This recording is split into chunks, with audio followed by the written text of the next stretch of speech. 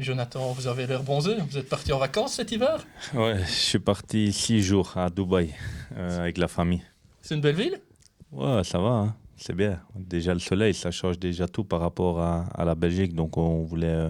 Maintenant mon petit, il avait déjà été 2, 3 fois, mais il était fort petit. Et là, il va avoir 9 ans, donc il se rend compte vraiment des choses. Et on voulait lui montrer un peu ce que c'était Dubaï et essayer qu'il comprenne et qu'il se rappelle au moins des bons souvenirs. En termes de règles sanitaires, c'est la même chose qu'en Belgique? La même chose, ouais. Des masques partout. Voilà, ça change rien par rapport à ici. Même, fallait faire un test PCR avant d'arriver. Et en arrivant sur le sol encore. Donc, je pense qu'au niveau des restrictions, c'est quand même strict. Alors, si je ne m'abuse, Dubaï, c'est pas loin du Qatar. Vous envisagez d'aller supporter les Diables à la fin d'année? Non, maintenant, le Qatar, je pense pas que je choisirais le Qatar au lieu de Dubaï et aller juste là pour voir un match, non. Alors, retour à Visé à présent, avec une reprise, synonyme de premier match de préparation. C'est ce samedi. Qu'attendez-vous de cette rencontre? Bon, maintenant, on essaye de se préparer individuellement, vu qu'on ne peut pas s'entraîner.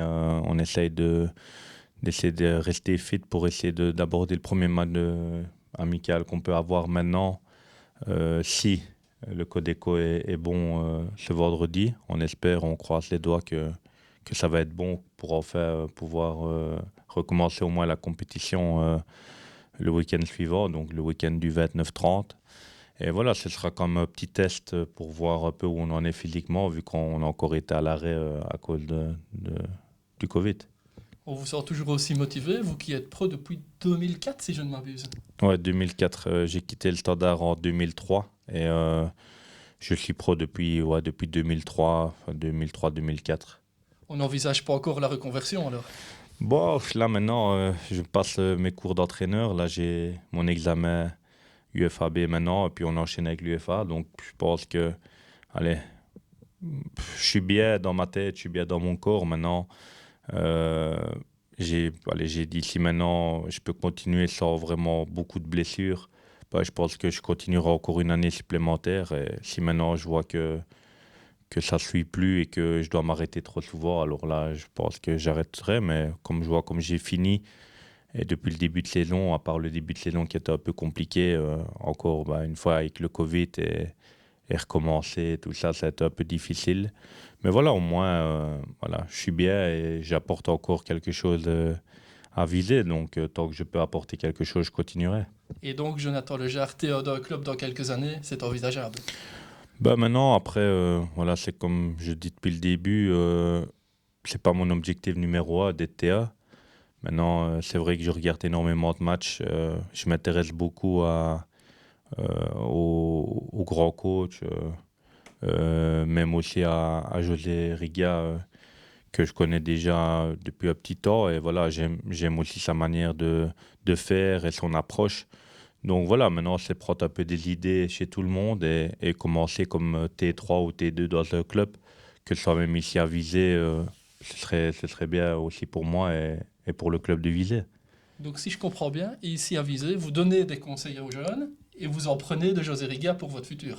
Voilà, maintenant, j'essaye de poser beaucoup de questions, voir ce qui est bien, pas bien, et d'essayer de prendre le maximum d'infos. Essayer aussi, bon voilà, maintenant j'ai une grosse personnalité et je suis quelqu'un qui sait pas dire tout le temps oui. C'est peut-être une qualité, c'est peut-être un défaut, mais voilà, il faut être comme on est. Et des fois, bah, s'il y a quelque chose peut-être que j'estime pas très bien, par exemple, bah, j'aurai toujours une question en demandant pourquoi c'est comme ça, pourquoi pas comme ça. Et après, bah voilà, je suis pas coach encore, donc c'est des infos qu'on prend, on emmagasine beaucoup de choses, beaucoup d'infos, et c'est bien d'avoir une réponse des fois sur certaines choses. Quand tu as été pro pendant 16-17 ans, j'ai eu, à mon avis, une trentaine de coachs différents de toutes les nationalités. Chaque coach a une approche différente. Et, euh, et j'essaye de prendre le maximum de tous les coachs que j'ai eus, ce que moi j'estime et ce que le groupe estime des bonnes choses et des mauvaises choses. Donc, c'est un peu un avantage d'avoir eu autant de coachs et d'avoir pu grandir depuis le premier âge pro à 16 ans jusqu'à encore à l'heure d'aujourd'hui et de pouvoir avoir eu beaucoup de coachs et d'apprendre un peu de leurs bons trucs qu'ils ont, les bons entraînements, les bonnes tactiques, les phases arrêtées. Voilà. J'ai vraiment magasiné beaucoup.